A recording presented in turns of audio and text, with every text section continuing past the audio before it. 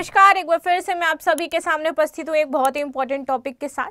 जैसे कि मोदी जी ने 30 जून को अपने मन की बात करी है, जो इनका 111वां एपिसोड होने वाला है।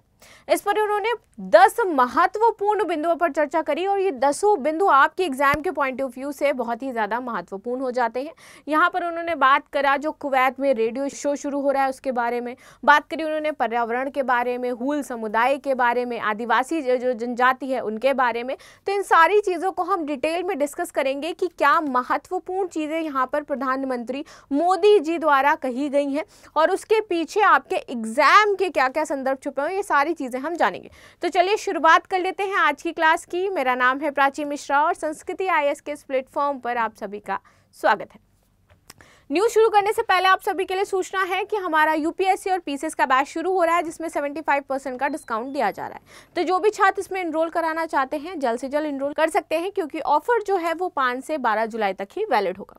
शुरुआत कर लेते हैं। पीएम मोदी एड्रेसेस मन की बात for the first time in new term, और ये न्यू टर्म जो उनका शुरू हुआ है मोदी 3.0, इसमें ये इनकी पहली मन की बात है। Here are the key highlights, और इसके जो की पॉइंट्स थे वो आज हम लोग यहाँ पर डिस्कस करने वाले हैं।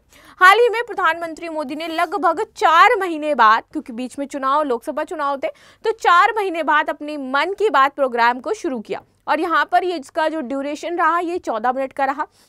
मन की बात जो प्रोग्राम है उस पर रेडियो पर तो सबसे कम लोग उसको सुनते हैं, टीवी पर ज़्यादा, और इसके बाद फ़ोन पर ज़्यादा उसको सुना जाता है और देखा जाता है। तो अगर मैं एपिसोड्स देती आपको तो वो कंटिन्यू 111वां ये एपिसोड होता, तो वैसे 111वीं ये बात है इनकी।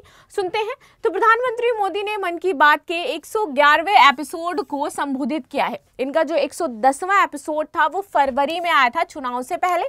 नए कार्यकाल में ये इनका पहला मन की बात का जो है वो कार्यक्रम होने वाला है। भारत में नागरिक संचालित पहलों के चल रहे सकारात्मक प्रभाव पर यहाँ पर जोर दिया गया है। यहाँ पर आपके 2 और महत्वपूर्ण लोग मौजूद थे। एक तो थे आपके हरियाणा के मुख्यमंत्री नायाब सिंह सैनी और दूसरे थे केंद्रीय मंत्री शिवराज सिंह चौहान। ठीक है, जैसे इन्होंने भी नेताओं का जो है प्रसारण सुना। अपनी मन की बात में उन्होंने लोकसभा चुनाव के बारे में चर्चा करी है, हूल दिवस के बारे में उन्होंने चर्चा करी है, यथ यात्रा, अमरनाथ यात्रा के बारे में उन्होंने चर्चा करी, कुवैत में जो रेडियो शो होने वाला है, शुरू होने वाला है हिंदी में, उसके बारे में उन्होंने चर्चा करी, लोकल प्रोडक्ट्स के बारे में उन्होंने चर्चा करी, और पर्यावरण दिवस सहित और अन्य महत्वपूर्ण मुद्दे थे जिनको उन्होंने हाईलाइट किया और उस पर स्पेशली बात करी है। चलिए अब आगे देख लेते हैं। इसमें लोकसभा चुनाव पर इनका कहना था कि मैं देशवासियों को धन्यवाद देना चाहता हूं कि उन्होंने देश की लोकतांत्रिक व्यवस्थाओं पर अपना अटूट विश्वास दोहराया है। 2024 का चुनाव दुनिया का सबसे बड़ा चुनाव था। दुनिया के किसी भी देश में इतना बड़ा चुनाव कभी नहीं हुआ। और साथ ही साथ यहाँ पर एक चीज और मैं मेंशन करना चाहूंगी कि दुनिया का सबसे महंगा चुनाव था आपका 2024 का चुनाव जो हुआ है। महंगा चुनाव, बड़ा तो मुझे नहीं पता, बट मुझे ये ज़रूर पता है कि 2024 का चुनाव सबसे महंगा चुनाव था अब तक का। चलिए शुरू कर लेते हैं। अब दूसरा, इन्होंने हूल दिवस पर बात करी। हूल दिवस पर जान लेते हैं क्या होता है ये हूल समुदाय और किससे संबंधित है।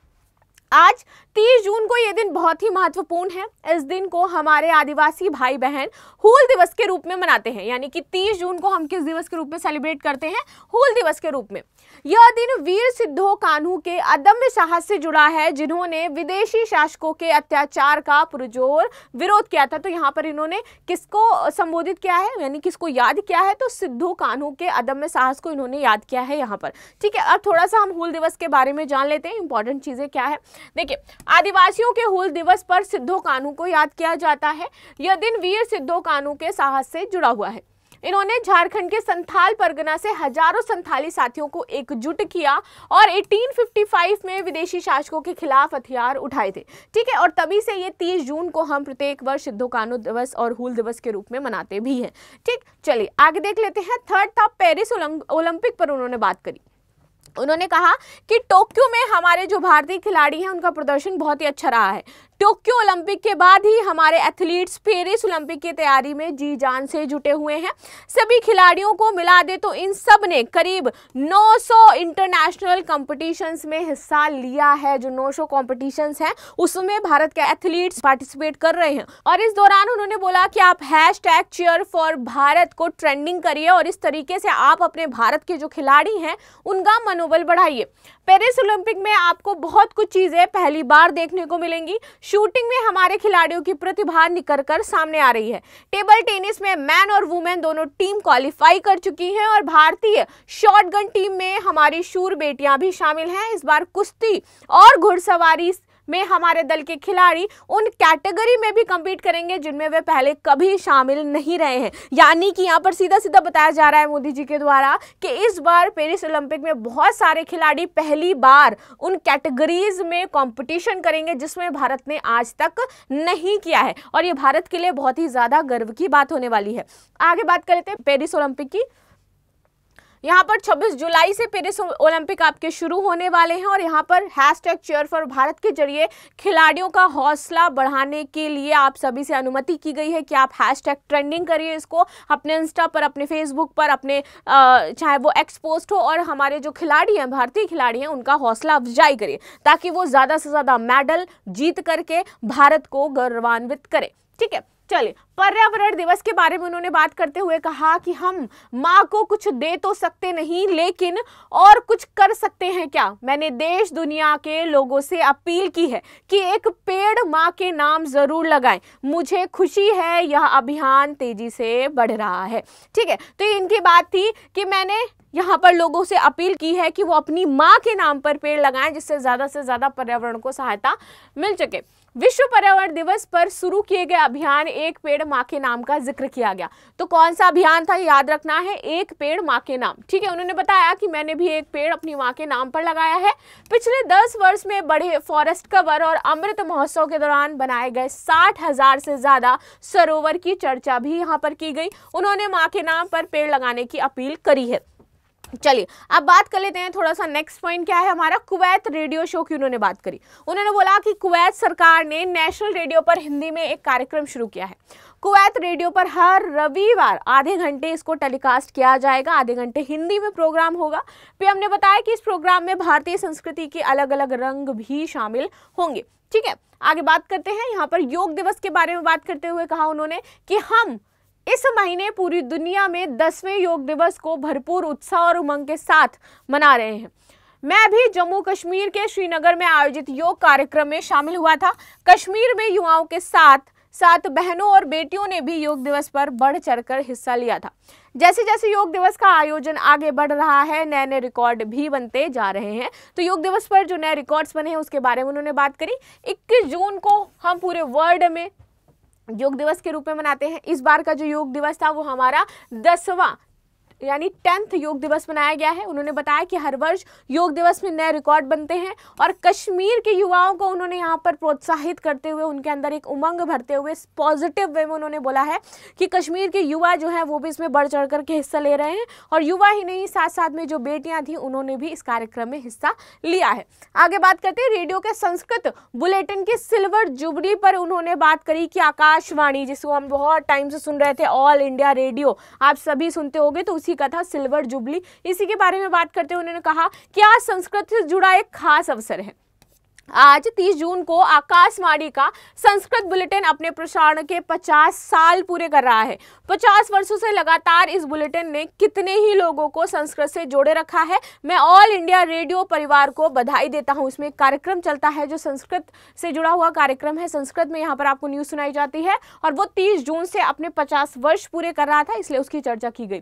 30 जून को आकाशवाणी के संस्कृत बुलेटिन टेलीकास्ट ने 50 वर्ष पूरे किए हैं। पीएम मोदी ने ऑल इंडिया रेडियो परिवार को बधाई दी और संस्कृत की भारतीय ज्ञान विज्ञान की प्रगति पर यहाँ पर बड़ी भूमिका यहाँ पर निभा रहा है। अब समय की मांग है कि हम संस्कृत को सम्मान दें और उसे अपने जीवन में भी उतारें। तो यहाँ पर उन्होंने संस्कृत को ज़्यादा से ज़्यादा लोगों को पढ़ने के लिए, ठीक है, आप यूनिवर्सिटी में भी चले जाओ आपको बहुत ज़्यादा टीचर नहीं मिलेंगे संस्कृत के। संस्कृत हमारी 9-10 की बुक में थोड़ी सी हमें पढ़ाई जाती है, ठीक। तो यहाँ पर बताया जा रहा है कि अब ज़्यादा से ज़्यादा हम अपने कल्चर से जुड़े, संस्कृत को पढ़ें और उसका अध्ययन करें, ठीक है। अरकू कॉफ़ी के बारे में यहाँ पर बात की गई है। ठीक है, अरकू कॉफी कहाँ की है, क्या क्यों फेमस है? तो भारत की कई प्रोडक्ट्स की दुनिया भर में बहुत डिमांड है, यहाँ पर उनका कहना था। ऐसा ही एक प्रोडक्ट है अरकू कॉफी का। यह आंध्र प्रदेश के अल्लूरी सीताराम राजू जिले में पैदा होती है और ये अपने रिच फ्लेवर अरोमा के लिए जानी जाती है। अरकू कॉफी की खेती से करीब 1.5 लाख आदिवासी परिवार जुड़े हुए हैं। तो यहाँ पर उन्होंने अरकू खेती को बढ़ावा देने के लिए कहा है, जिससे आदिवासियों के आय में और भी ज्यादा बढ़ोतरी हो चुके। चलिए आगे बात करते हैं पुलवामा की स्नो पीस पर। उन्होंने बात करी कि जो स्नो पीस है पुलवामा की, ये कहाँ भेजी जा रही है? लंदन भेजी गई है पहली खेप इसकी, और यह कश्मीर में उगने वाली एक्सोटिक वेजिटेबल्स है।